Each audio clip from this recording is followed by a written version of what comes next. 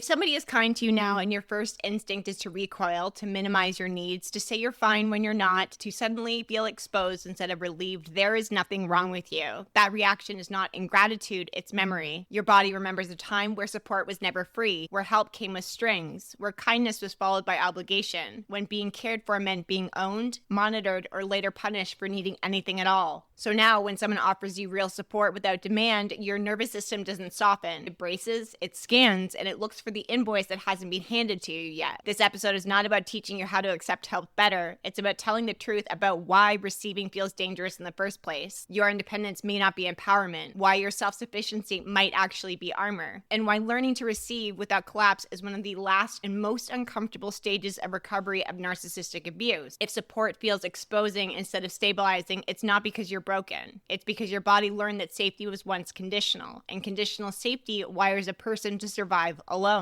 I'm Meaghan Webster. I'm an abuse recovery coach, a trauma-informed strategist, and the woman a narcissist hopes to never meet twice. This is the Narcissist Worst Nightmare podcast, where we dismantle the patterns abuse installed in your nervous system and rebuild a life from self-trust, clarity, and choice. Today we are talking about why being supported feels exposing after narcissistic abuse. Not uncomfortable, exposing. Like your armor is being removed too quickly, like someone can see you before you've decided if they're safe, like you're suddenly at risk simply because someone offered to help. In narcissistic abusive relationships, support was never neutral. It was currency, leverage, and a future bargaining chip. Help was offered loudly and later used quietly. Kindness was performed publicly and weaponized privately. Care was never just care. It came with expectations you didn't agree to and consequences you could not escape. You learned that receiving meant owing, that needing meant losing power, that accepting help meant you would later be reminded of your weakness, your dependence, and your debt to them. What your nervous system absorbed was not the memory of help. It absorbed the aftermath, the shift, the moment generosity turned into obligation, and that threat that arrived after you relaxed. So when your body stopped registering support as relief, it started registering all of the risks. This is why offers of help now don't land as kindness, they land as potential exposure. Your system is already bracing for the emotional invoice that it used to follow. This is not distrust. This is learned association. When support was paired with control, your nervous system learned to equate independence with safety and dependence with danger. That learning didn't live in your thoughts, it lives in your body, which is why logic cannot undo it. You probably pride yourself on being independent, capable, self-sufficient, the one who figures it out, the one who doesn't need much. That identity didn't come from empowerment, it came from necessity. You became independent because dependence was punished. You learned to be capable because vulnerability was exploited. You learned to carry everything because asking for help once meant being disappointed, shamed, controlled, or abandoned. So your independence hardened. It stopped being a choice and it became a requirement. What looks like strength on the outside often feels like isolation on the inside. You do not rest into support, you tolerate it. You didn't receive help, you managed it. Your nervous system learned that the safest position was the one where you need nobody. The lesson worked in danger. It becomes limiting to you in safety. Independence is a trauma adaptation that keeps you alive, but it also will keep you alone. And your body knows the difference even when the mind calls it empowerment. So when someone offers support without expectation, without advice, without control, without needing anything back from you, your nervous system is going to spike. Your chest is going to tighten, your stomach's going to drop. You feel seen in a way that is too intimate too fast. You want to explain yourself, justify why you don't need help. You want to shrink in the moment so it doesn't cost you later. That is a protective reflex. In abusive relationships, being witnessed was never passive, it was evaluative. Someone was always tracking you, studying you, waiting for you to misstep. So now, being seen without demand feels destabilizing instead of safe. Your nervous system doesn't know what to do with the attention that doesn't require performance. This is why you feel calmer handling things alone than being supported in front of somebody else. Alone, there is no audience, no risk of being judged, no chance of your vulnerability being used later. Being witnessed without demand asks your body to relinquish control before it trusts the environment. That is a big ask after narcissistic abuse. Kindness without an agenda can feel disorienting when you've lived inside manipulation. Your body asks questions your mind doesn't want to ask. What do they want? What do I need to do in exchange? When will the other shoe drop?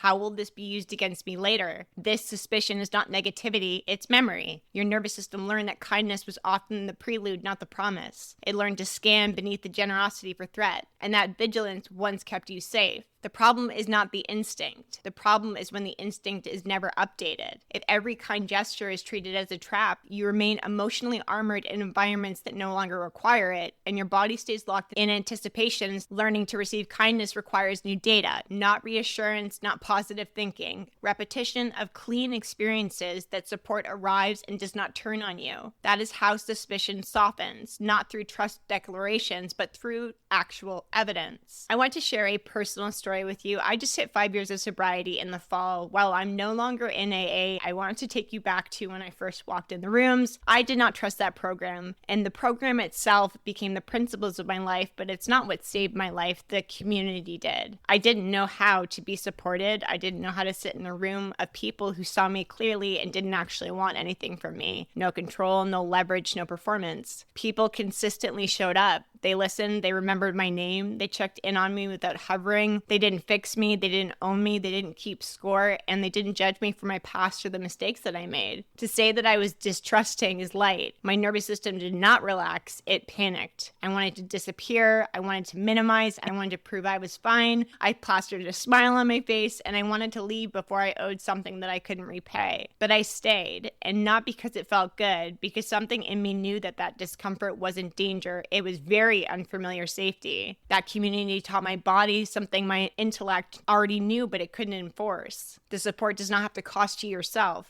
That experience saved my life, not because I was fixed, but because I was no longer alone. I say this a lot on my social media, but strangers saved my life. They showed me what it was like to live freely by example, by telling their stories and the steps that they took, the mistakes that they made, and the things that they overcame. It gave me a lot of hope, and they loved me and they supported me before I could love and support myself.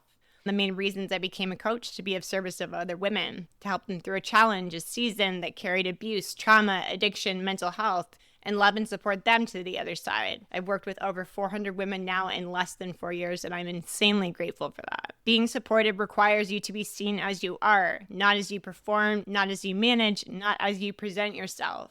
And for women who have survived narcissistic abuse, being seen without armor is terrifying. That armor protected you from being overtaken, from being absorbed, from being erased. It allowed you to stay intact inside chaos. But armor also blocks nourishment. When someone offers you support now, your system may interpret that as exposure instead of safety, as if you're standing unprotected in front of someone who might decide you're too much or not enough. So you keep the armor on. You accept help halfway. You receive support cognitively while you keep your body guarded. This is why you can say thank you and still feel tense, why you can acknowledge care and still feel unsafe. Armor does not come off because somebody is kind. It comes off when your body learns that kindness does not lead to consequences. And this is where this starts to get somatic. Learning to receive does not mean forcing yourself to trust faster. It means staying present with the discomfort that arises when support is offered and not immediately trying to manage it. It means noticing the urge to explain yourself and letting it pass, not correcting the moment, not minimizing your needs, and not compensating for being a human. Receiving without running is a nervous system skill. It is learned slowly through tolerating the sensation of being held without it taking control. This is uncomfortable because it contradicts old survival rules that said control equals safety, that independence equals protection. Inside of the Reinvent, Rebuild, and Redeem membership, this is one of the deepest recalibrations that women experience. It's not learning how to ask for help, but learning to stay when help arrives. Support becomes safe when the body learns it does not require self-erasure. I work with a client who could lead teams, manage crisis, survive almost anything alone. But the moment that somebody offered her support, she would freeze. When a friend asked her how she was doing, she would say she was fine. When someone offered to help her with something small, she felt exposed and ashamed. She couldn't understand why kindness made her feel weak. What we uncovered together in coaching was a very simple yet brutal truth. Every time she had accepted help in the past, it was later used against her. And she learned that receiving meant losing power. So we practiced something about letting support be present without earning it, without having to repay it, without explaining it away.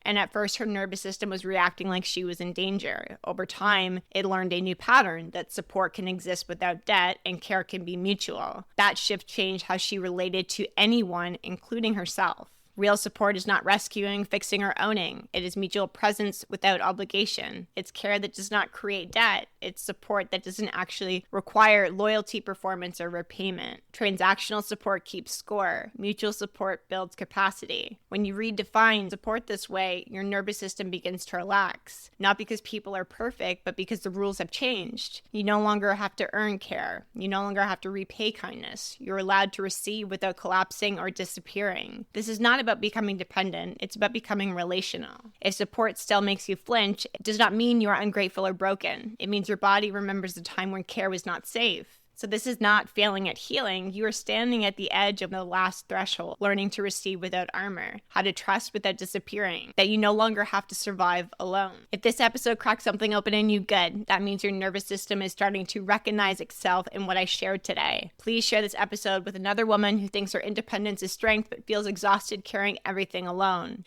And I know that you're ready to receive support without collapse, without guilt, without losing yourself. The Reinvent, Rebuild, and Redeem membership is where that work happens. This is root level healing, nervous system recalibration for structure, safety, and truth. You no longer have to do this alone. Please join us inside of the RRR membership and start rebuilding your capacity to be supported without fear. This is the Narcissist Worst Nightmare podcast, where support after abuse becomes safe because we do body healing and nervous system regulation by creating new experiences for you to tap into to create self-safety.